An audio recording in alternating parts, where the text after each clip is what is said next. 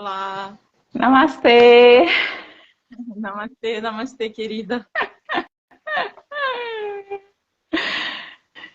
Então tá ótimo. Pessoal, Você está conseguindo ver e ouvir? Estou mandando mensagem aqui, tá ótimo. Então, muito legal ver tanta gente, pelo menos os nomes, né? Que a gente conhece. o pessoal veio, tá todo mundo querendo assim te ouvir, né? Swamini Di, gente, ela é Swami lá na Índia, era brasileira, estuda lá há mais de 8 anos, né? É minha professora. Nas horas vagas. E. Hã? Nas horas vagas. Nas horas vagas. Eu sou professora. Ai. E ela vai falar pra gente um pouquinho sobre o Vedanta, espiritualidade na nossa caminhada de yoga, né? Trazer esse olhar pra gente, porque hoje é o Dia Internacional do Yoga. Então, essa é a proposta. E vai ser com certeza produtivo para todos nós, assim, para trazer essa reflexão profunda para nós. Eu tenho certeza. Então, estou meio sumida aqui das redes sociais e das aulas. Porque, enfim, a rotina aqui está super corrida. Minha saúde também não estava muito boa, então estou aqui reestreando online com o convite da Paty de falar nesse Dia Internacional do Yoga. E, e agradeço o convite, no ano passado e outras vezes você também convidou. É realmente muito bom estar de volta. Vamos ver se a gente consegue agora estar mais frequente por aqui. Então, a gente começa com uma oração, tudo bem? E aí, começa.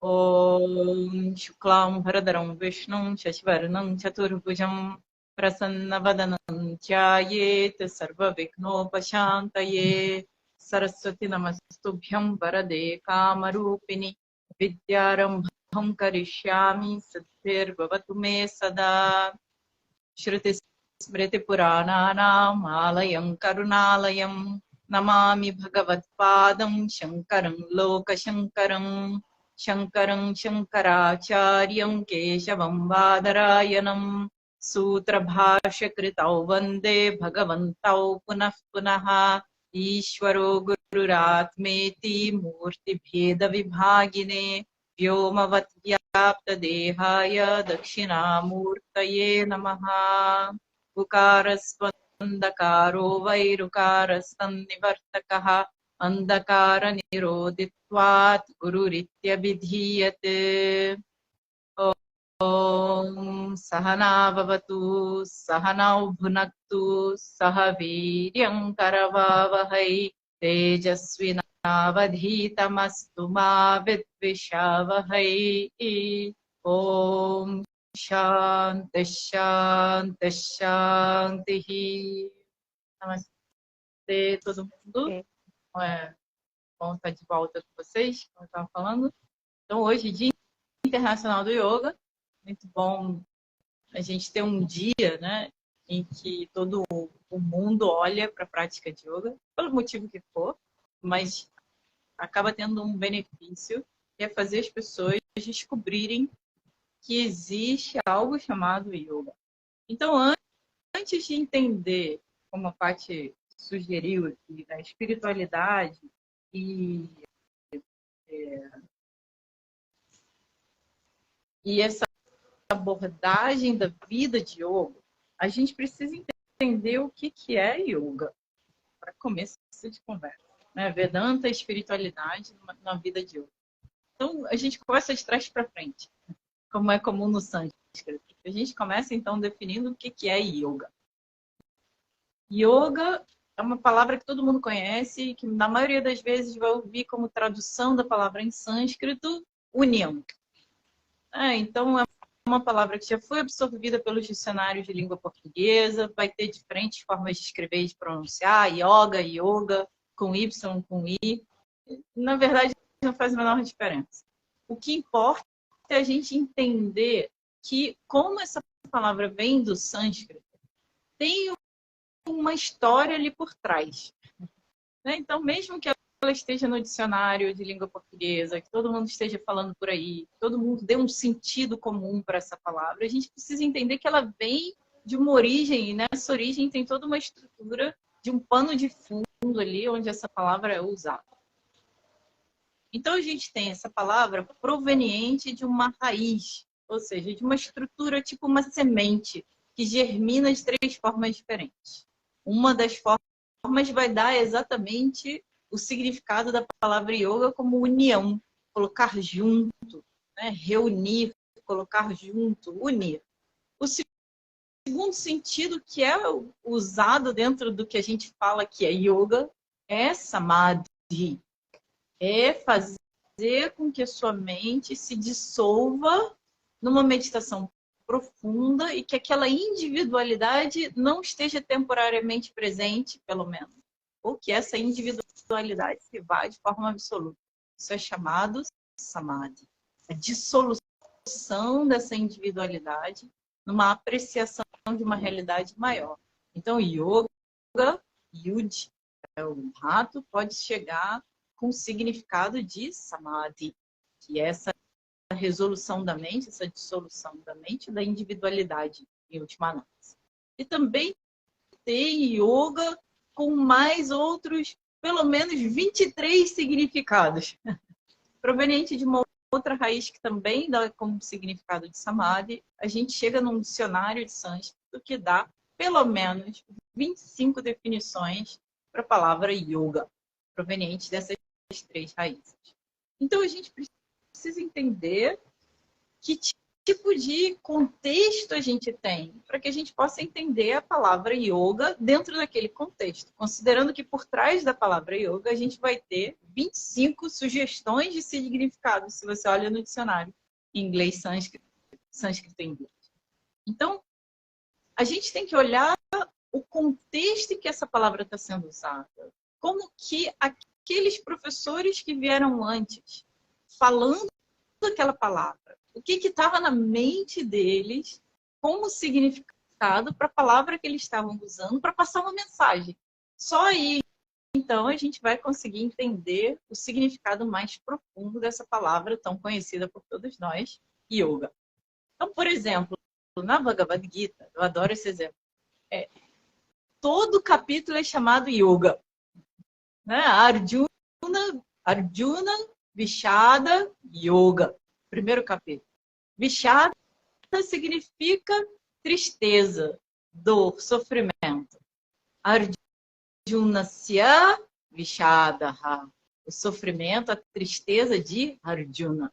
E isso, Arjunasya Vishadaha, Arjuna Vishadaha, iti Yogaha. Essa tristeza de Arjuna é yoga.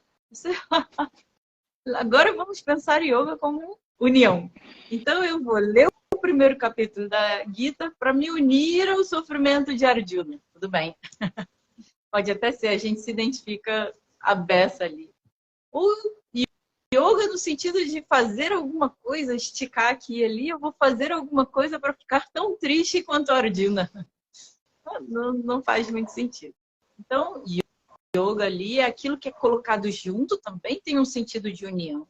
Todos aqueles versos que caracterizam o primeiro capítulo foram colocados juntos no que é chamado primeiro capítulo, por nós, porque eles giram em torno de um tópico, de um tema.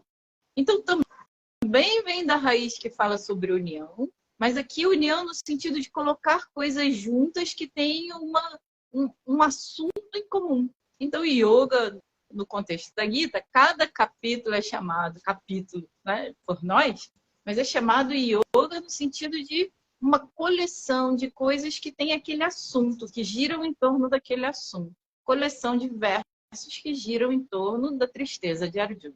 Então, geralmente, a gente vai traduzir a palavra yoga como tópico.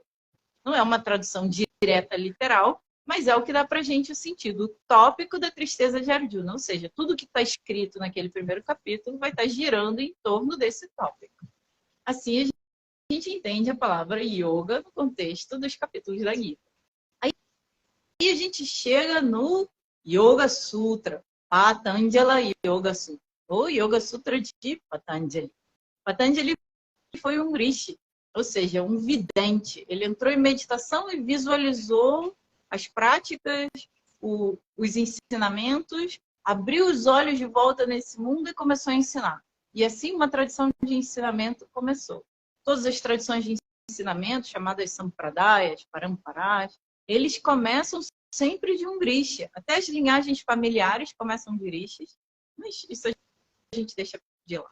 Então, toda tradição de ensinamento nesse contexto é chamado Bharatiya, que pertence a esse Bharata, esse país, essa comunidade, esse lugar chamado Bharata.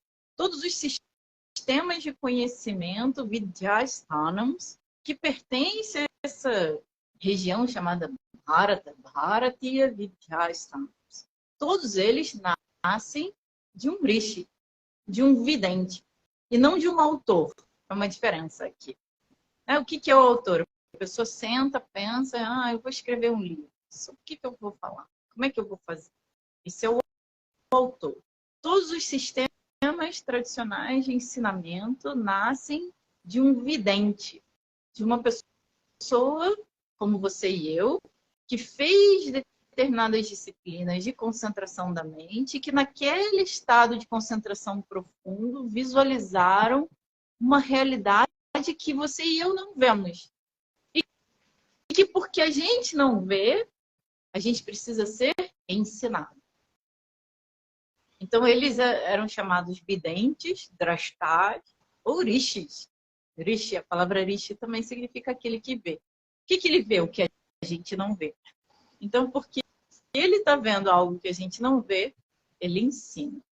Então, todos os rishis, quando saíram do seu processo de meditação, do seu processo de aquisição, né, dessa visão, passaram essa visão adiante e deixaram um sistema formatado de professor para aluno, de professor para aluno, de professor para aluno, que chega até os nossos professores.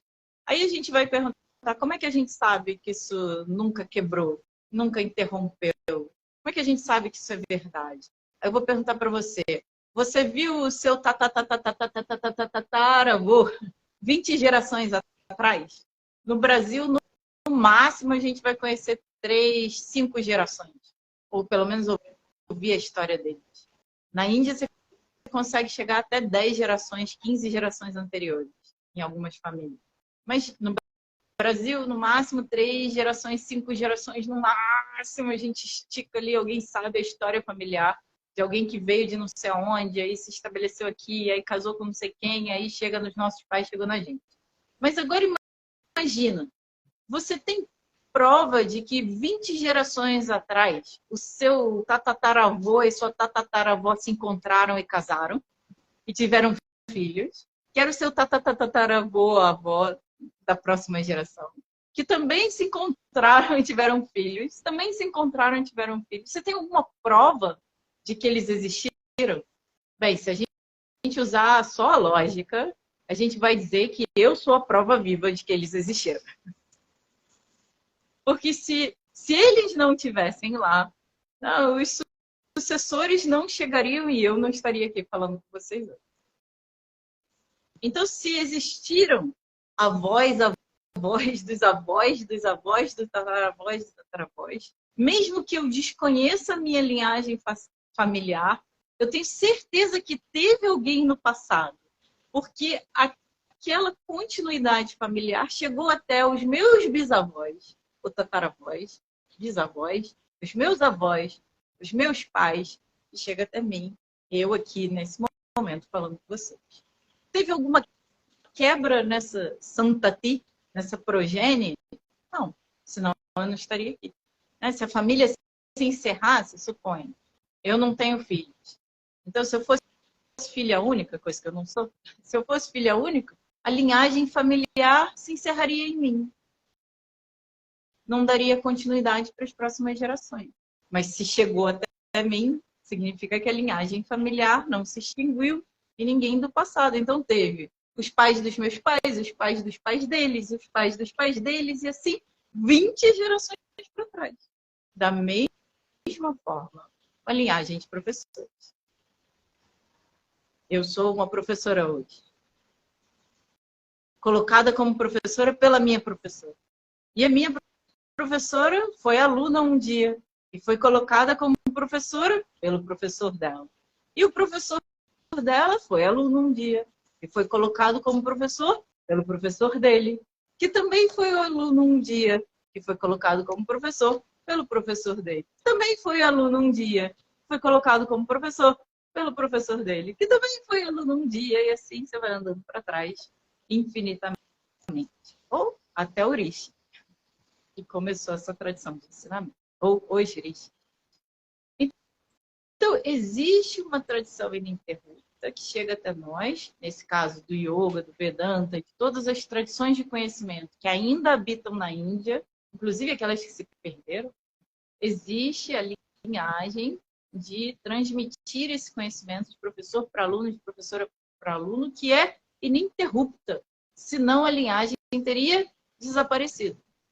Por exemplo, Sankhya. Todo mundo que estuda yoga já ouviu falar de Sankhya. Os únicos textos de Sankhya que a gente tem válidos são os Sankhya Karikas. São os primeiros textos da linhagem de Sankhya que estão preservados ainda até hoje. Mas existiram Karika, é um comentário ao Sutra. Então, se existe Karika, existiu Sutra. Porque o autor do Karika está comentando uma literatura chamada Sutra. Mas não existem sutras, Sankhya Sutras não estão disponíveis nos dias de hoje. Como que a gente sabe que existiu? Porque existe Karika. Dentro da tradição, você só escreve o Karika como comentário de Sutra. Então, mesmo que os sutras, que os Sankhya Sutras estejam perdidos para nós, a tradição de ensinamento de Sankhya não está perdida. Porque o Sankhya Karika ainda permanece. E os outros textos que vieram e os outros professores que continuam ensinando estão aqui disponíveis até hoje. Então, a gente tem todas as linhagens de ensinamento, uma tradição vinda de professor-aluno, professor-aluno, professor-aluno. Agora me diz, se um professor faz uma leitura um pouquinho diferente do outro professor, o que a gente tem? A gente vai ter linhagens paralelas, falando sobre os mesmos assuntos, mas com uma visão um pouquinho diferente. Uma exclui a outra? Não. O que diferencia é um ponto de vista entre uma linhagem e outra. Existe uma melhor que a outra? Aí entra numa questão de opinião pessoal, porque as linhagens vêm descendo paralelas em todas as áreas de conhecimento, com todos os subgrupos, e mesmo que hajam debates para estabelecer quem que está certo nessa história, o debate está no campo do filosófico. No aspecto filosófico, talvez uma filosofia negue a afirmação da outra e estabeleça uma nova verdade. Mas no campo da vida das pessoas, cada um segue aquilo que acredita. Cada um segue aquele professor no qual pertence a sua linhagem. Então, não existe conflito. Todas as linhagens são válidas.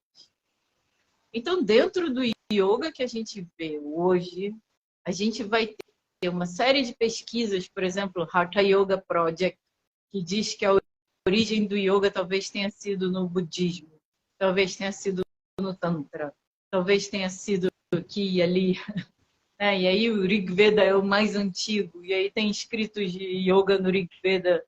E aí todo mundo vai em paralelo tentando provar, né, que o seu ponto de vista é o melhor. Tudo bem, não tem problema. Mas as discussões do campo filosófico realmente não impactam a vida das pessoas. As pessoas vivem a tradição de ensinamento. Elas aprendem dos seus professores e dedicam, às vezes, 80, 100 anos da sua vida a reproduzir aquilo que eles aprenderam e a passar adiante. Mesmo que em Oxford, ou em Cambridge, ou em algum lugar do mundo, as pessoas estejam discutindo qual que é a origem do yoga. Para aquela pessoa que vive uma vida de yoga, dentro de uma tradição, dentro de uma linhagem, não é fechando os olhos e dizendo que eu sou exclusivamente o melhor de todos. mas é sabendo que o mundo é multifacetado. As linhagens de ensinamento são várias. E cada uma delas desce nesse fluxo, ensinando conforme o professor que origina essa linhagem. E tantas linhagens se originaram recentemente. A Iyengar Yoga. Você vai ter o Iyengar iniciando a sua própria linha de yoga. O Patabi Joyce iniciando a sua própria. O Krishnamacharya. Mas todos eles tiveram os seus professores. Todos eles seguem uma linha mestra, com uma pequena diferença de opinião, uma pequena diferença de ênfase, uma pequena diferença na abordagem, mas dentro de uma proposta que caracteriza todos eles como a proposta do yoga. E qual que é a proposta de yoga? A proposta de yoga, segundo Patanjali e segundo Vyasa, e o comentarista Patanjali escreveu os sutras, Vyasa escreveu o Bhashyan, Shankaracharya também comentou, outros Swamijis comentaram, outros scholars, eruditos também comentaram. E assim a gente tem pelo menos 15 comentários aos Yoga Sutras. Então, qualquer pessoa pode estudar um pouquinho de sânscrito e começar a traduzir pelo dicionário. Mas aí quando você chega na palavra yoga, que está lá logo no primeiro sutra, yoga, ha, atha, yoga, anushasana. A pessoa aprende a quebrar os sandhis, a separar as palavras, vê lá, tem uma samasa, um composto lá, yoga, anushasana, um samasa, composto, não pode separar. Então, anushasana não é um ensinamento, yoga, se anushasana não é abrindo a samasa. Aí, entendi, aprendi um pouquinho de samasa. Shashtitat Purusha. Então tá. Então esse aqui é um sexto caso. Então, é anushasana não do yoga. Anushasana não que eu olhar no dicionário. Anushasana não é ensinamento. Então, atha é então. Então, o ensinamento do yoga. Beleza. Traduzir o primeiro sutra. Então, o ensinamento do yoga. Aí eu vou lá no dicionário procurar o significado da palavra yoga. 25 opções. Qual delas que eu vou escolher para traduzir o meu primeiro sutra? Aí você tem que olhar Vyasa Bhashyan. Vyasa Bhashyan traz Yud, Samadhi. Samadhi. Então, yoga vem no sentido de samadhi, de um controle da mente para que haja uma resolução, uma dissolução dessa mente no final do processo. Então, o yoga que Patanjali traz para a gente é um yoga que tem como objetivo samadhi. A dissolução num primeiro momento da mente, porque logo no próximo sutra, yoga, chitta vritti nirodha. Yoga é o controle dos pensamentos da mente. O comando, o controle é uma palavra que todo mundo fica com um pouco de alergia. É o comando, o gerenciamento sobre os pensamentos da mente. Eu tenho usado gerenciamento, mas ainda mais leve do que comando. Então, não é nem controle, nem comando, é gerenciamento, management. Gerenciamento dos pensamentos da mente. Para quê? Para samadhi. Porque sem controlar a mente, sem gerenciar a mente, não tem como atingir um estado de resolução, de dissolução dessa mente. E para que eu quero dissolver essa mente? Para dissolver essa identidade que está presente na mente. E que identidade é essa? De que eu sou esse indivíduo limitado, carente, infeliz, insatisfeito, rebelde, raivoso, ansioso, depressivo. São todas essas identidades que a gente precisa dissolver, abandonar, se libertar dela. E aí ele traz o terceiro sutra, que é o resultado disso. Quando você faz esse yoga, chitta vritti nirodha, quando você alcança esse gerenciamento sobre os pensamentos da mente, tadá, então você é capaz de permanecer na natureza desse sujeito. Tadá, drashtu, swarupe, avastanam. Avastanam, a permanência, swarupe, na natureza, na essência fundamental, drashta, desse que vê. Ele não falou do sujeito, ele falou daquele que vê, do drashta, drashtu, swarupa. Então, quem é esse que vê? Vamos pensar aqui comigo. Eu sou aquele que vejo esse mundo externo. E fácil. Mas se eu fecho os meus olhos, eu sou aquele que ainda assim vê esse corpo, mesmo de olhos fechados. Porque eu vou sentir a dor no joelho de olho fechado. Eu vou sentir o incômodo nas costas de olho fechado. Quando eu sentar para meditar, vai ter uma coceira que não me larga. Eu sou aquele que vê a coceira. Eu sou aquele que vê a dor no joelho. Eu sou aquele que vê a vontade de abrir o olho e levantar correndo, porque esse tempo não passa. Eu botei o relógio para despertar em 5 minutos, porque eu estou começando uma prática de meditação. Botei lá o alarme para 5 minutos, e esses 5 minutos não acaba nunca. Parece uma eternidade. Eu sou aquele que vê a ansiedade. Eu sou aquele que vê o tempo passando devagar naqueles 5 minutos. Eu sou aquele que vê esse corpo. Eu sou aquele que vê os meus sentidos também. Uma semana atrás eu fui ao oftalmologista. Estou com um problema nesse olho. Na verdade, vários problemas. E aí, o tempo todo, eu vou no oftalmologista. Veja a situação. Eu fui ao oftalmologista porque eu não estou conseguindo enxergar direito. O tempo todo, o oftalmologista perguntava para mim, você está vendo agora? Você está vendo agora? E eu estou falando para ele, eu não estou vendo. Ele está perguntando, você está vendo agora? Você está vendo agora? Por quê? Porque ele não consegue me dizer se eu estou vendo ou se eu não estou vendo direito. Sou eu que consigo dizer para ele se eu estou vendo ou se eu não estou vendo direito. Ele me botou nas máquinas mais modernas que eu já vi na vida. Mas a última palavra era minha. Você está vendo? A última palavra era minha. Estou vendo ou não estou vendo? Com o que quer que ele tenha feito, com qualquer correção, ajuste ou teste que ele tenha feito, a última palavra de tudo era minha. Por quê? Porque eu sou o único que consegue ver se eu sou capaz de ver ou não. Eu sou o único capaz de ver, entre aspas, se eu escuto ou não, se eu sinto a sensação da pele ou não, se eu sinto o sabor ou não, se eu sinto o cheiro ou não. Eu sou o único que, entre aspas, vê todos os 5 sentidos funcionando ou não. Então, eu sou aquele que vê o corpo físico, eu sou aquele que vê os 5 sentidos, eu sou aquele que vê que está com raiva também. Eu vou falar para a Paty, Paty, hoje não dá não, estou com muita raiva, é melhor não falar comigo. Paty, não tem nada a ver com a história, você não tem nada a ver com a história, eu estou com muita raiva, está ventando na vesícula, como diz o pessoal da acupuntura.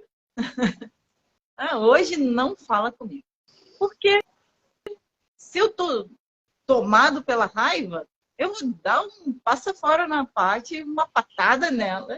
Mas não, eu sou aquele que vê a minha raiva e a minha irritação. Se eu tenho esse espaço. E sou capaz de dizer para ela que hoje é melhor não falar comigo. Amanhã você manda mensagem, vê como é que eu acordei. Se eu tiver legal, eu te respondo. Se eu não tiver legal, se eu não te responder, é porque eu ainda não estou legal, espera mais um dia. Então, eu sou aquele que vê que estou de TPM, que estou irritado, que estou triste, que estou alegre, que estou eufórico, que estou ansioso. Então, a ansiedade está na minha mente. A euforia está na minha mente. Às vezes, no meu corpo também. Mas eu sou aquele que vê que o conteúdo da mente é de natureza de euforia, de ansiedade, de depressão, de alegria, de tristeza, de irritação. Então, eu também sou aquele que vê os conteúdos da minha mente, as memórias do passado, os planos e projetos para o futuro, os sonhos, os castelos construídos nas nuvens. Eu sou aquele que é capaz de ver tudo que está se passando no mundo ao redor no meu corpo, nos meus 5 sentidos, na minha mente. Agora, quem é esse que vê a mente? Tem alguém que consegue vê-lo? Tem mais alguém aqui por trás? Eu sou aquele por trás do corpo. Eu sou aquele por trás dos sentidos. Eu sou aquele por trás da mente. Tem alguém aqui por trás desse que vê? Não. Como que a gente sabe que não tem mais ninguém por trás desse que vê? É fácil. É só a gente pegar a experiência de sono profundo em que não há sonhos. Todos nós entramos em Samadhi todas as noites. Sem precisar fazer yoga. Vai dormir, sonha um bocadinho, e aí vai naquele sono profundo que nem uma pedra. O que vai acontecer? Você vai dormir, vai acordar falando que, caramba, dormi muito bem. Não vi nada, choveu, fez calor, o cachorro latiu, o telefone tocou, não vi nada. Apaguei que nem uma pedra.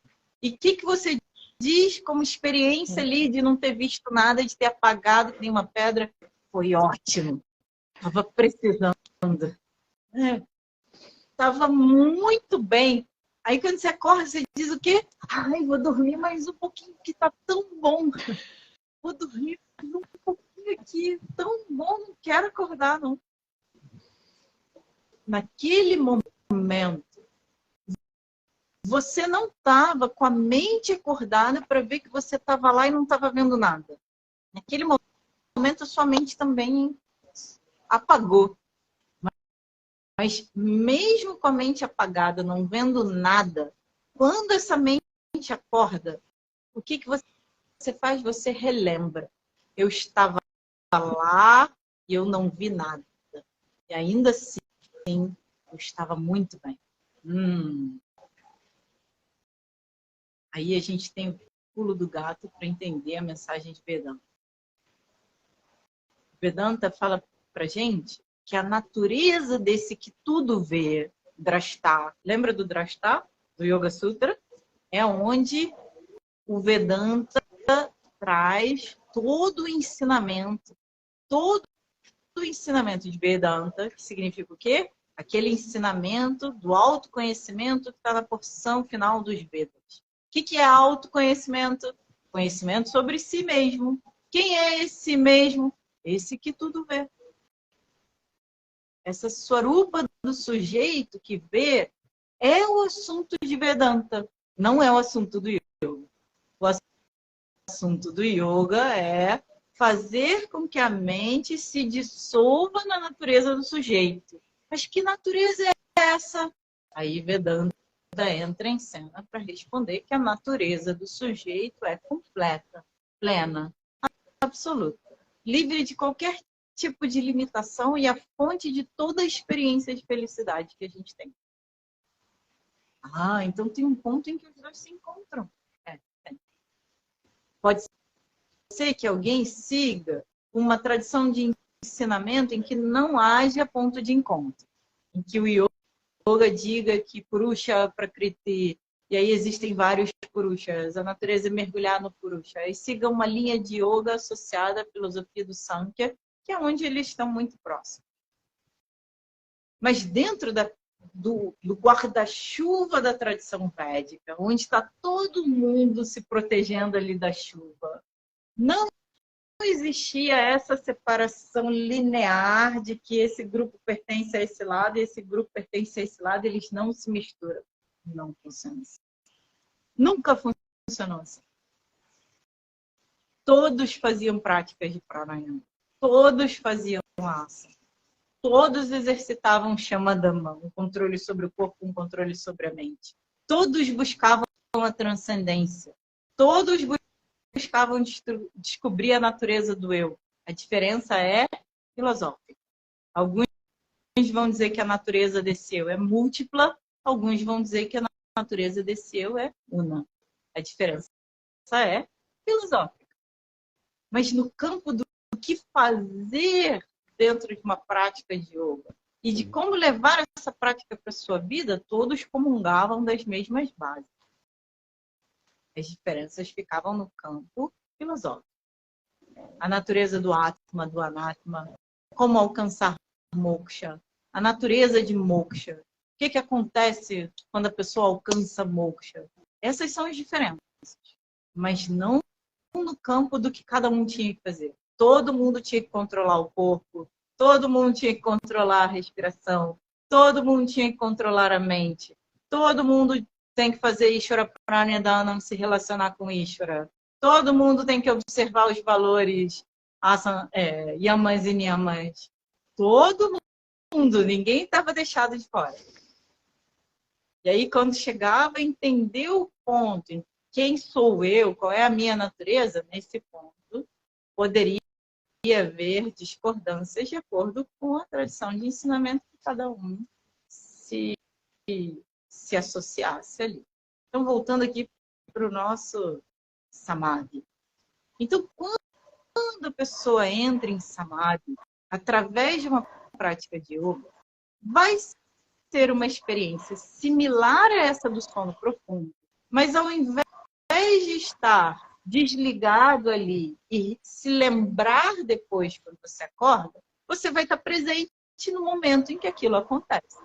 E o que acontece nessa experiência de sono profundo? Tudo desliga. O mundo externo desliga. O corpo físico desliga. Os 5 sentidos desligam. A mente desliga. Mas no Samadhi, a mente não desliga. A mente reconhece que está em Samadhi. Que está ali presente. E quem que está ali presente? Somente o observador. Drashta a gente também traduz como o observador. A testemunha de tudo. Então, a mente permanece ali sem nenhum outro tipo de pensamento cruzando ela, sem nenhum outro tipo de conteúdo, que não a apreciação de si mesmo como aquele que tudo vê, que tudo observa, que testemunha tudo e todos. Naquele momento tem a 8ª etapa do yoga, enquanto algo que você pratica, Samadhi, e tem também o objetivo final do yoga, que é alcançar essa dissolução. E aí, reconhecer que esse que tudo vê é de natureza livre de limitação, pleno, completo, que é a fonte de felicidade, de toda a experiência de felicidade, é o encontro entre a prática do yoga e a visão do Vedanta. E aí, como que a gente traz esse yoga para a nossa vida? E não é só apenas uma prática que você faz daquele horário de aula entre a Pati e começar dizendo namastê e terminar dizendo namastê. Como que a gente vai... Como que a gente traz para a nossa vida, ao mesmo tempo, para que a gente precisa trazer para a nossa vida?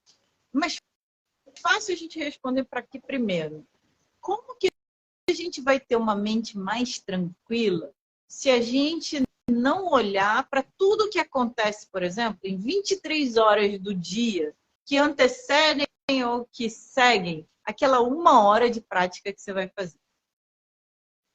Então, para aquela 1 hora de prática de yoga, o que a gente chama yoga, surtir um efeito no indivíduo, seja no corpo físico, seja nas emoções, seja na mente, na ansiedade, na depressão, como o professor Hermógenes costumava estimular as pessoas a fazer, para que aquilo surja um efeito nessa pessoa, aquilo deve permear a vida. Porque a partir de agora, você passa a reconhecer o seu ser como aquele que se alimenta não só através da boca, se alimenta por todos os seus sentidos. Então, aquilo que você vê, aquilo que você escuta, aquilo que você come, aquilo que você cheira, aquilo que você toca, tudo isso alimenta a sua mente com conteúdos que são favoráveis ou desfavoráveis para onde você está caminhando. Se eu estou caminhando rumo à felicidade, à paz, à tranquilidade, eu não posso me alimentar de coisas que me agitem, que me deixem com medo, que me deixem agitados. Por quê?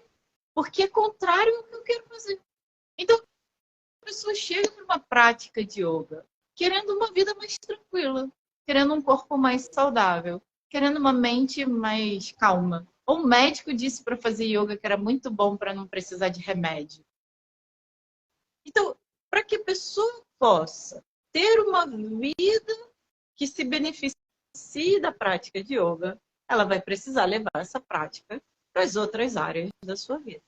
Então, a gente passa a viver uma vida de yoga, porque agora o yoga toca todas as áreas da nossa vida.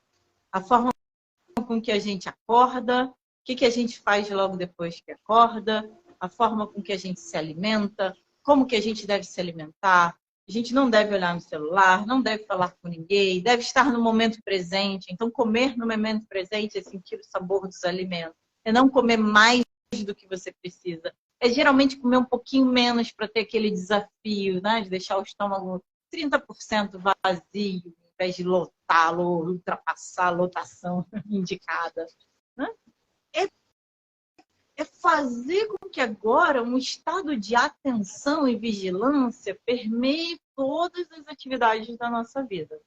É ter um cultivo e atenção pelos valores. Então, é falar a verdade, é manter a arrumação da casa, a limpeza, né? É ter um cuidado pelo outro. Então, o yoga passa a tomar conta de todas as áreas da vida, e se você realmente entendeu a proposta do yoga e onde que isso pode te levar, com certeza todas as pessoas vão estar felizes em absorver esses valores. Porque imediatamente, conforme você vai fazendo alguma coisa no caminho do yoga, você vai imediatamente vendo os resultados. Talvez você leve 2 ou 3 meses para tocar no pé se a sua mão está tocando o joelho. Mas é só uma questão de 2 ou 3 meses, não? Você já vai chegar lá, do joelho vai para a canela, da canela vai para o tornozelo, do tornozelo vai para o dedão do pé, depois de uns 2 anos está com a mão assim na sola do pé e a cabeça no joelho, já no Shirshasana. Então, é uma questão de tempo, mas insistindo na prática, você vai imediatamente vendo os ganhos que essa prática te oferece. Se funciona assim com o corpo físico, imagina com as outras áreas do nosso ser. O nosso sono, a nossa digestão, o nosso humor, a nossa paciência, a nossa disposição de viver. Então, aquela prática de yoga vai se transformando numa vida de yoga. Mas a vida de yoga só é realmente uma vida de yoga se a gente inclui a espiritualidade nessa vida. Espiritualidade é aquilo que se opõe à materialidade. Espiritual é tudo aquilo que no século XVIII e XIX foi dividido entre matéria e espírito. O que é material? Tudo que é palpável. Tudo que a gente vê, sente, escuta, cheira, prova. Tudo aquilo que os nossos 5 sentidos e a nossa mente por trás nos revelam. Ou que a gente consegue, né, fazer uma inferência. Por exemplo, você está vendo fumaça, você conclui que tem fogo. Você faz uma inferência. Né? Você vê a fumaça, você não está vendo a labareda. Mas você sabe, onde tem fumaça tem que ter fogo. Ou já teve, ou tem que ter, né? Porque fumaça sem fogo não dá. Então, tudo que os nossos 5 sentidos com a nossa mente por trás nos revelam está dentro do campo da vida material. Está dentro dessa materialidade do mundo, dessa concretude que o mundo tem a nos oferecer, a experiência de vida tem a nos oferecer. Qualquer coisa que se busque fora dessa materialidade é chamado espiritual. Porque não está no campo da matéria. Por um nome, né? Poderiam dizer que é gagabugai. Material e gagabugai. A gente estaria usando gagabugaidade. Espiritual, espiritualidade. Então, toda busca que a gente fala transcendente, extraordinária, a gente está buscando coisas que transcendem, que são além, que vão além desse extraordinário, esse ordinário que a gente tem. Por isso é extraordinário. Então a gente busca algo que vai além da experiência que a vida tem a nos oferecer. É só você chegar à idade adulta e viver pelo menos 5 anos no campo do trabalho você vai com certeza começar a questionar a sua experiência material nessa vida. Qual que é o limite para aquisição de dinheiro? Mesmo que você queira ser o CEO de uma empresa, ou queira ser o primeiro na lista da Forbes, você vai chegar, suponha que você chegue a ser o primeiro da lista da Forbes. Todos os dias de manhã você vai acordar se perguntando, será que eu ainda sou o primeiro ou alguém me ultrapassou? Será que eu ainda sou o homem mais rico do mundo? Será que o segundo passou a ser primeiro nessa madrugada? Em todos os momentos da vida, seja devido a um sofrimento, ou seja devido a um clique, o ser humano tem a chance de pensar, será que existe algo além? Será que existe algo mais? Quando a gente perde uma pessoa querida, quando vem uma devastação que nem uma pandemia, ou uma queimada, um terremoto, ou um vulcão em erupção, ou uma peste, ou qualquer coisa nesse sentido. Em todos os momentos que há um sofrimento drástico, a gente se questiona o que será que existe além da vida? Será que existe vida após a morte? Para onde será que a gente vai? Qual que será o sentido de viver para um dia morrer? Sabe? Em todos os momentos, uma pessoa madura, encarando a realidade da vida, essa vida material que a gente vive, vai se questionar se não existe algo além disso. Ok. Não. Agora a gente olha para isso aqui, uma caixinha. Quando você olha para a caixinha, você sabe, alguém fez essa caixinha. Por quê? Porque essa caixinha não dá em árvore. Não dá para você ir no jardim do ashram e pegar essa caixinha em alguma plantinha. Então, alguém fez essa caixinha. Se você estende a lógica, quando você olha para esse universo inteiro e vê até esses planetas mais distantes, você vê lá os anéis de Saturno, você vê lá Plutão, você vê as outras galáxias, tudo colocado num sistema tão inteligente, tão organizado, tão dinâmico, tão lindo, tão grandioso. Da mesma forma que você olha para essa caixinha e você sabe que alguém fez essa caixinha, você olha para esse universo, você extrapola a lógica e pensa, alguém deve ter criado isso. Não dava para sair assim brotando. Não, a galáxia inteira, da onde que brotou? Deve ter um criador por trás disso. Então, todos os povos, em todas as tradições, desde que a humanidade é a humanidade, olham para esse universo ao nosso redor, tanto quanto a gente conhece, e reconhece uma força por trás que emana vida e faz com que esse universo inteiro siga o seu fluxo. O sol, a chuva, os rios, a natureza, tudo isso é reverenciado como divino. Você pega os indígenas, os aborígenes de todas as áreas, de todas as regiões do planeta, todos eles tinham uma relação de amor e medo com relação às forças da natureza. Por quê? Porque elas são maiores que nós. Porque elas vão além da materialidade que a gente consegue controlar, coordenar, domar. Existe uma força muito maior que faz a chuva chegar estragando tudo. Então, existe uma reverência natural quando a gente, enquanto indivíduo, olha para o todo ao qual a gente está inserido. Então, esse indivíduo se relacionando com o todo, se reconhece como um devoto, como uma pessoa que aprecia essa grandiosidade do universo. Você pode dar um nome, você pode se relacionar com uma forma, você pode ter um formato de adoração ali para seguir, ou você pode ser apenas uma pessoa madura olhando para esse universo e dizendo que eu não estou aqui sozinho. Existem forças muito maiores do que eu e elas são muito mais poderosas do que a força e a capacidade que eu tenho nesse corpo. Ninguém está sozinho.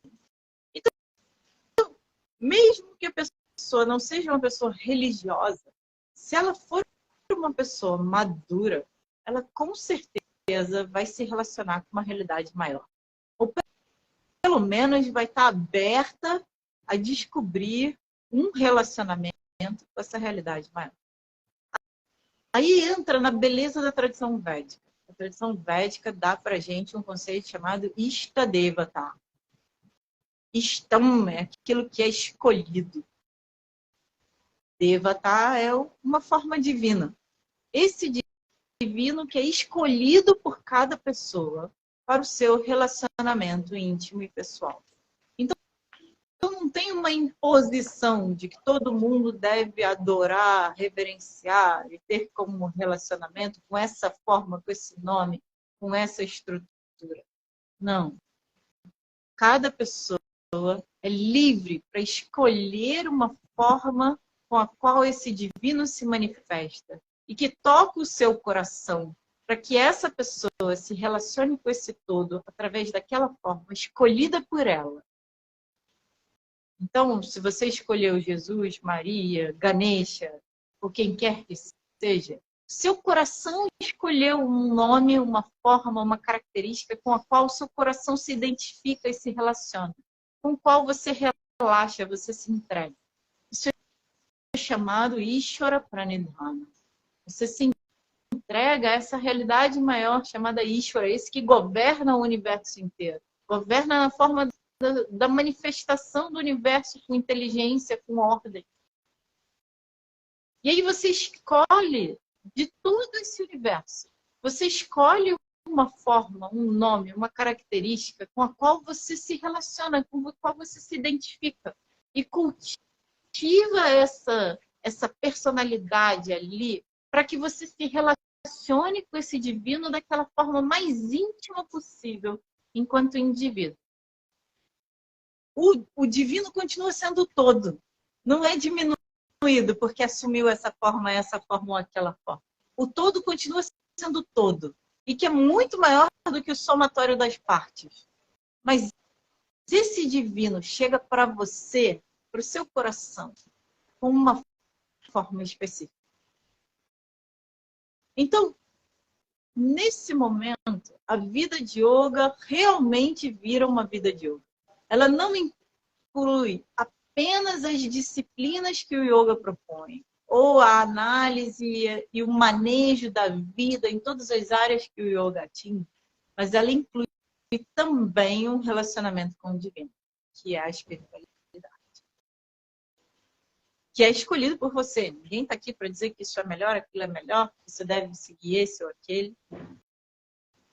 Mas sabendo que por trás desse universo existe uma realidade maior, uma força criadora, algo que impulsiona a vida nesse universo. O universo inclui o universo, tudo que a gente conhece, tudo que a gente desconhece. Que cada vez mais a gente conhece o limite do universo um pouquinho mais distante, um pouquinho mais distante. Então, significa tudo isso que a gente conhece e tudo que a gente desconhece. Existe uma força por trás, amparando, sustentando, carregando tudo. Então, esse indivíduo se reconhece parte desse todo muito maior, escolhe deliberadamente uma forma, uma característica e estabelece um relacionamento com esse divino que agora não é um todo muito distante de mim. É esse aqui, ó, que eu escolhi, ao qual eu dedico todas as minhas ações do dia, do qual eu recebo como uma bênção tudo aquilo que me acontece naquele dia, com o qual eu aprendo a me relacionar enquanto devoto. Então, a vida de yoga se torna uma vida de yoga quando ela inclui o relacionamento com o divino. Yoga só é yoga quando Ishvara está em cena. É isso que faz a diferença do Sankhya, por exemplo, no campo da filosofia.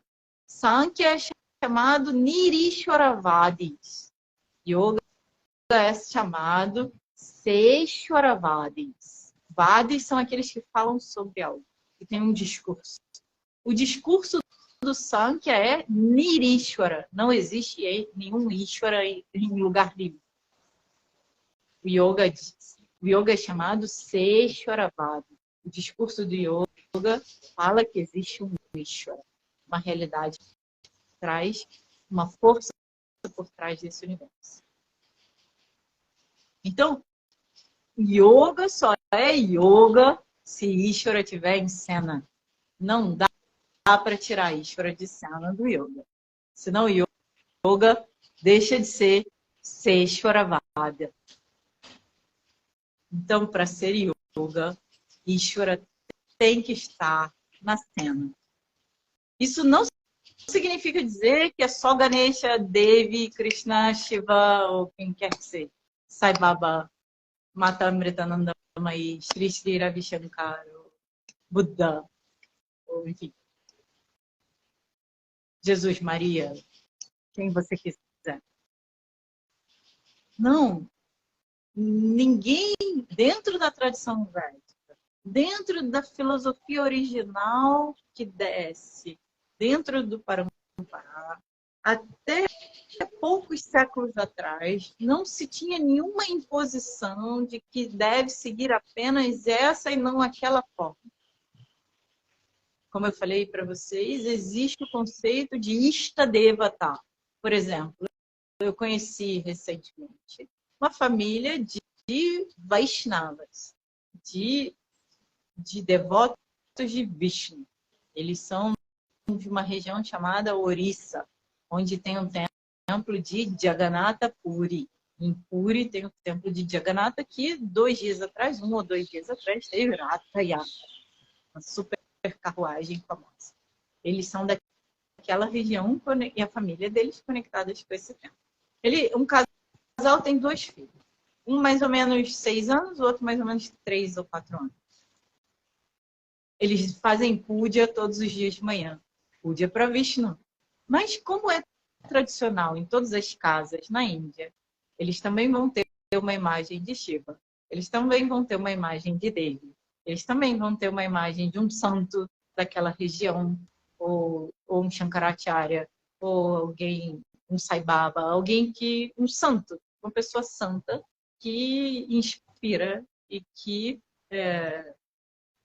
toca, né, a tradição familiar. Então, eles têm um Shiva Linga no altar, no qual eles colocam uma florzinha e fazem toda a puja que eles têm que fazer para Vishnu na forma de Jagannatha, que é a linhagem familiar dele.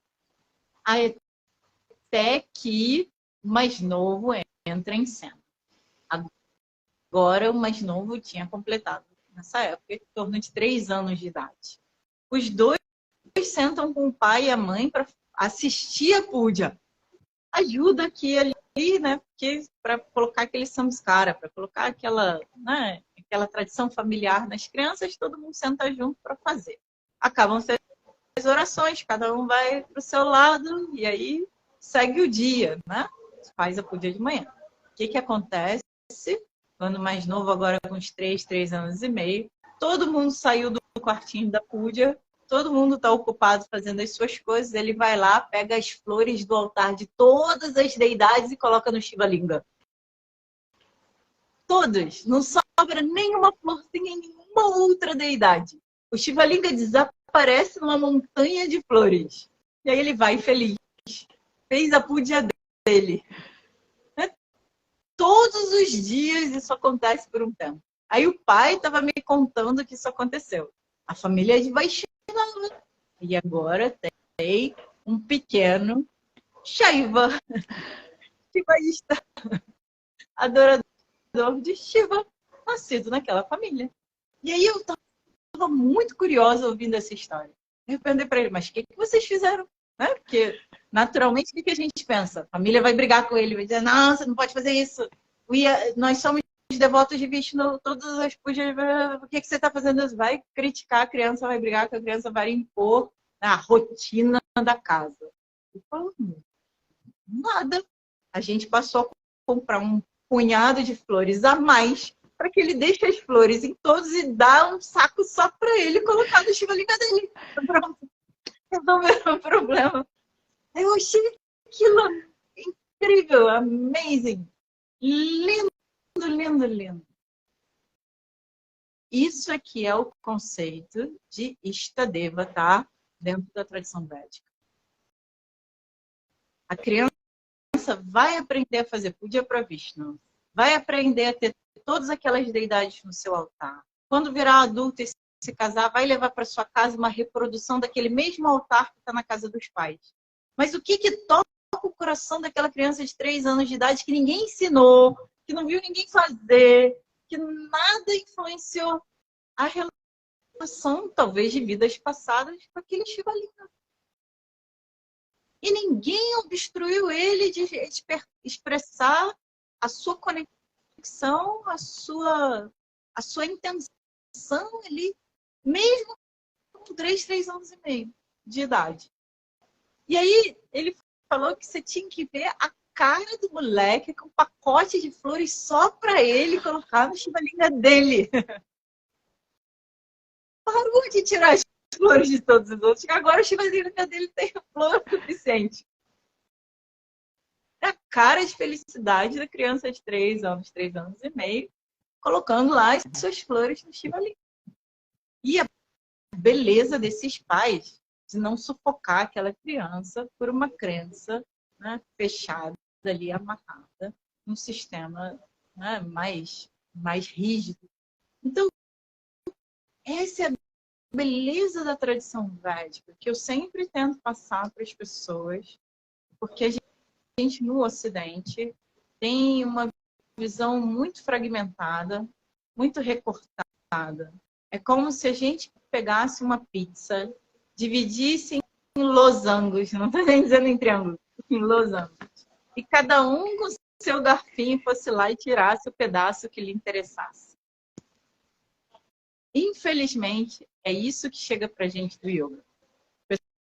Pessoas antes da gente se serviram daquela pizza, tiraram o seu pedacinho de interesse e passaram adiante somente aquele pedacinho, desconectado da pizza inteira, da realidade maior, aquele pedacinho, da onde ele saiu e ao qual ele pertence.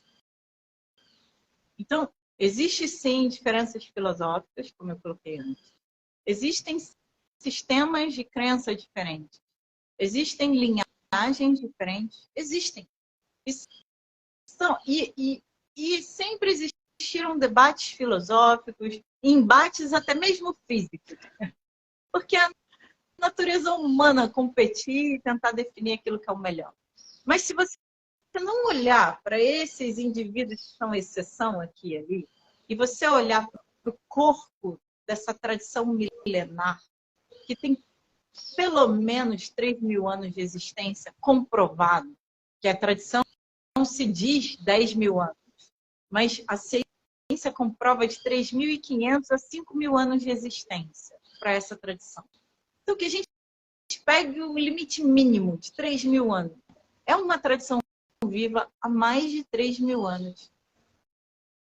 E que se sustenta em bases muito sólidas. E que vem descendo graças às tradições de ensinamento. E mesmo que essas tradições de ensinamento estejam mudando com o passar dos anos, mas vem descendo de forma ininterrupta que nem a nossa linhagem familiar, dos nossos pais, dos pais dos nossos pais, dos pais dos pais dos pais.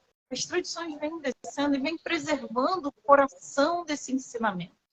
E nesse coração desse ensinamento, a vida de yoga, ela inclui a espiritualidade. E inclui uma visão sobre a natureza desse indivíduo, que é chamada Vedanta. Inclui o autoconhecimento. Então, esses são os 3 pilares que a Paty propôs no tema, eu achei muito interessante, que é uma vida de yoga com a prática, com as disciplinas, disciplina é outra palavra também que dá alergia, com o controle da mente, que também dá alergia, com o controle desse indivíduo, com a dedicação desse indivíduo ao relacionamento com o divino e com a busca do autoconhecimento. Quando a gente chega no campo do Vedanta, a gente encontra diferentes escolas filosóficas. Eu falei para vocês, né? A diferença está na filosofia, no aspecto filosófico da coisa. E aí sobre a natureza desse indivíduo que está se relacionando com o Ishvara, com esse todo, a gente vai ver diferentes abordagens. Esse indivíduo é sempre um indivíduo separado do todo. Esse indivíduo é uma parte do todo, que nem cada dedo é uma parte dessa mão. Indivíduo separado, porém parte conectado. E esse indivíduo é nada além desse todo, como a gente fala. Por exemplo, quando você pega uma gota e o oceano, a gota é água e o oceano é água. O que diferencia os dois é só aquela forma na qual a água está contida ali. A natureza de água é a mesma, apesar das diferentes formas, dos diferentes nomes. Então, quando a gente pega o estudo ou a visão de Vedanta, a gente vai trabalhar com a natureza desse indivíduo, com autoconhecimento, e aí você vai encontrar escolas filosóficas diferentes, dizendo que a natureza desse indivíduo é de uma forma ou de outra. E aí você tem que ver onde que faz mais sentido para você. Porque que dentro da tradição existe a liberdade de escolha em todos os aspectos. Então, essa escolha permeia a vida da gente. Não só escolher o que comer, não só escolher o que ver, não só escolher o que ouvir, não só escolher que forma do divino eu quero me conectar, mas também escolher que abordagem filosófica faz mais sentido para mim. Talvez eu tenha nascido numa família que, e depois mais tarde, descubra que existam outras filosofias, outras formas de ver, e me identifique mais tarde, como eu conheço uma das grandes benfeitoras da obra de Swami Dayananda Ji. Ela vem de uma família super tradicional, Iyengar, que são Vaishnavas do sul da Índia. Mesmo Iyengar é um sobrenome comum no sul da Índia de famílias Vaishnavas. E o Swami tem templos de Shiva, com Dakshinamurti como primeiro professor. E ela ficou completamente entregue ao Swami enquanto guru, a ponto até de deixar de lado a tradição familiar na qual ela foi nascida e criada. Então, pode ser que alguém, no caminhar da sua vida, mesmo vindo de uma estrutura familiar super rígida e ortodoxa, descubra uma fé, uma devoção, uma outra realidade que não estava presente em nada disso que aquela pessoa aprendeu a vida toda dentro daquele nicho onde ela se encontrava. E tudo isso é muito bem-vindo. Porque a família resiste, é claro, mas todo mundo aceita a possibilidade. Por quê? Porque todo mundo é livre para escolher. Então, esse é um pilar muito forte da tradição védica. O indivíduo é livre para fazer escolhas. E é claro que cada um vai colher os resultados das suas ações de acordo com as escolhas que fizer. Então, todo mundo tem que assumir as responsabilidades das escolhas que faz. Erradas, certas, favoráveis, desfavoráveis. Essa aí não tem discussão. A lei do karma é infalível. A pessoa fez alguma coisa, vai ter o resultado daquela ação. Mas ela é livre para escolher o que fazer. Ela é livre para direcionar as suas ações e para colher os resultados das suas ações, em todos os níveis. Então, a gente é livre para assumir uma vida de yoga, levando esse yoga para permear todos os aspectos da nossa vida, trazendo, convidando esse divino numa forma em particular para fazer parte da vida da gente. Fazer parte significa fazer parte. É fazer uma oração quando acorda, é fazer uma oração antes de comer, é fazer uma oração depois de comer, é fazer uma oração antes de tomar banho, depois de tomar banho, é fazer uma puja ou uma prática de mantra, ou fazer um canto, ou fazer, sabe, acender um incenso, ou, enfim, fazer um oferecimento ali. E não é só fazer isso no divino uma determinada forma, mas como dizem por aqui, Nara Narayana Seva. Você invoca Narayana, o divino, na forma desse Nara, desse ser humano que está aqui na sua frente. Então você serve o divino servindo os seres humanos que estão caminhando junto com você na estrada da vida. Então a vida de yoga engloba todas as áreas da nossa vida. inclui inclusive a espiritualidade, inclui inclusive a espiritualidade na forma de um relacionamento com esse divino, que é escolhido por você, mas que, para que a vida de yoga seja uma vida de yoga, que tenha a validade, a completude de uma vida de yoga, tem que ter um relacionamento com o divino, senão não é yoga. E essa vida de yoga, com esse relacionamento com o divino, vai levar a gente a questionar qual que é a nossa verdadeira natureza. Mesmo que o objetivo do yoga seja samadhi, esse samadhi talvez seja ficar imerso nessa natureza divina, ainda assim a gente vai precisar responder quem sou eu nesse processo. Então, para auxiliar a encontrar uma resposta, as escolas de Vedanta trazem uma abordagem sobre o autoconhecimento, ou seja, sobre o conhecimento que se relaciona com a natureza desse eu, com a natureza desse indivíduo. Então, assim, a gente tem Vedanta, espiritualidade e uma vida de yoga. Já tá bom, né, Paty?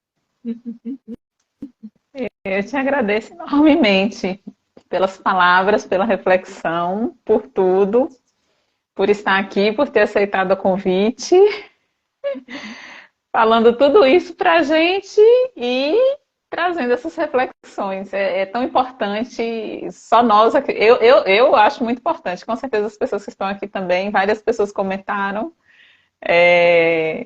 Traz luz para nossa mente. Traz luz. A gente tem que dividir tudo isso que a gente recebe, né? É uma questão. Mas eu sinto, assim, o compromisso também, porque a oportunidade de viver na Índia por 8 anos e meio agora, e enfim, tá passando por todas essas experiências, ter a chance de ter encontrado gente boa e gente não tão boa, né? Situações favoráveis e outras não tão favoráveis, né? Enfim, ter passado por tudo isso e ter a chance de ter encontrado bons professores, ter a bênção, né? Não só a chance, de ter a bênção de ter encontrado bons professores, de ter tropeçado várias vezes no caminho, mas ainda assim assumido de volta o prumo, né? Enfim, não só agora, nesses 8 anos de Índia, mas desde antes da minha trajetória do Brasil, antes de chegar até aqui. Tudo isso é uma bênção que muitas vezes eu olho para trás que nem hoje. Hoje eu fui no Mataji com o presidente aqui do Ashram e tudo mais, encontrar o Shankaracharya de Kanti. A gente esteve lá, lembra? Que você veio à Índia? Lembro. Na Himalaia, a gente parou lá, assistiu a Puja, ele estava fazendo a Puja, a gente foi chamado para almoçar lá também. Foi. Eles disseram que a gente pode encontrar ele, mas aí a gente estava com o tempo corrido e saiu correndo para Tiruvannamalai. Então, ele veio, parou aqui em Nagpur por 2 dias, está seguindo amanhã para um outro lugar ainda nessa região, e aí está seguindo para Varanasi. E aí a gente chega e saindo de Ramos, no Rio de Janeiro, o subúrbio, zona leopoldinense do Rio de Janeiro, sabe? De uma área perto da favela, do Complexo do Alemão.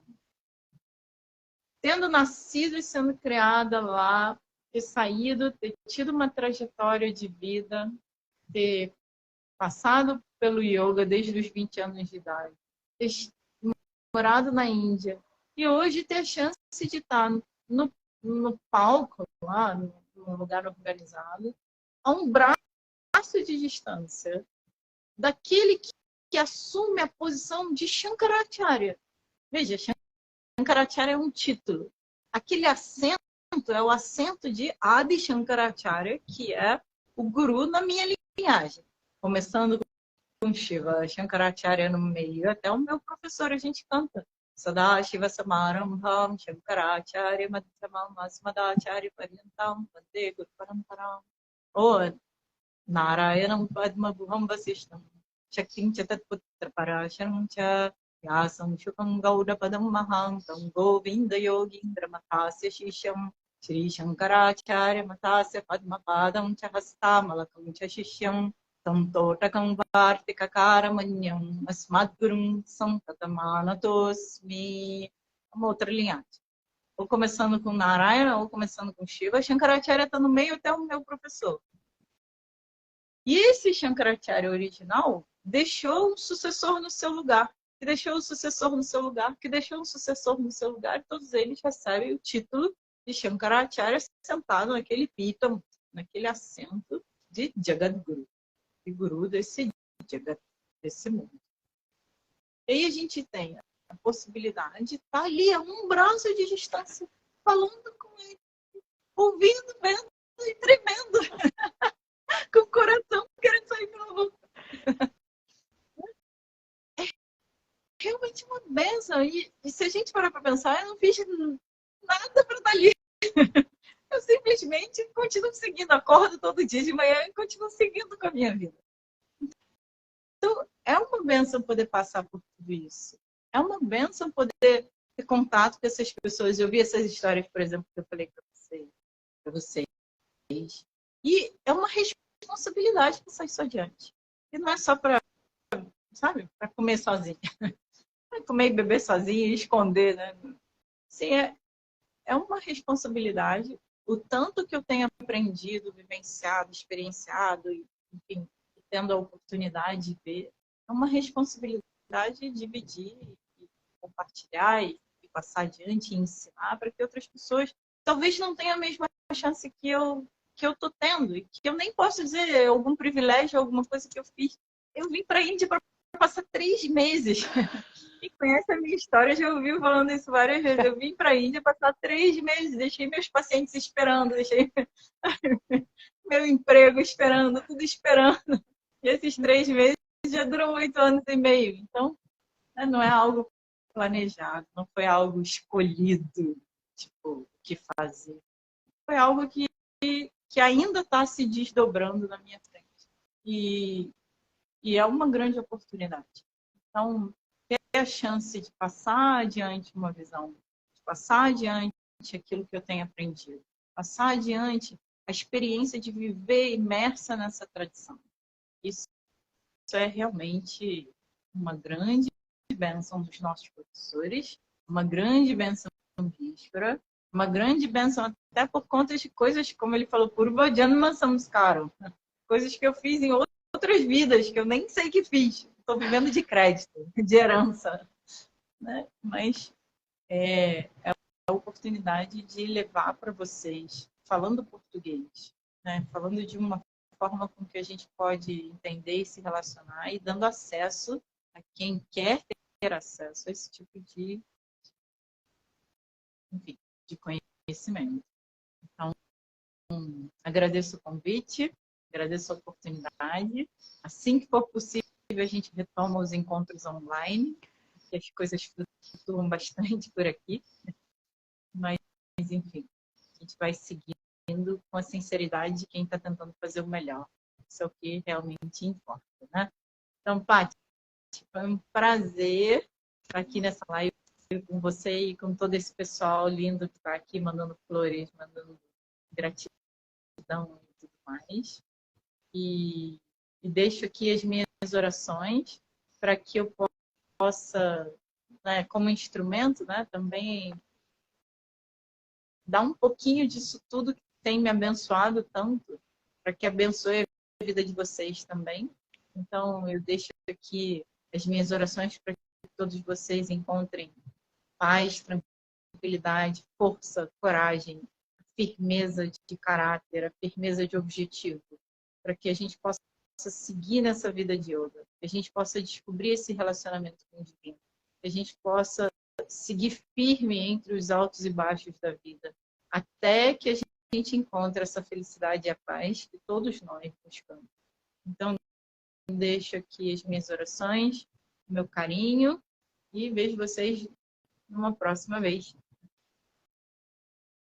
Om Purnamada Purnamidam Purnat Purnamudachyate Purnasya Purnamadaya Purnameva Vashishyate.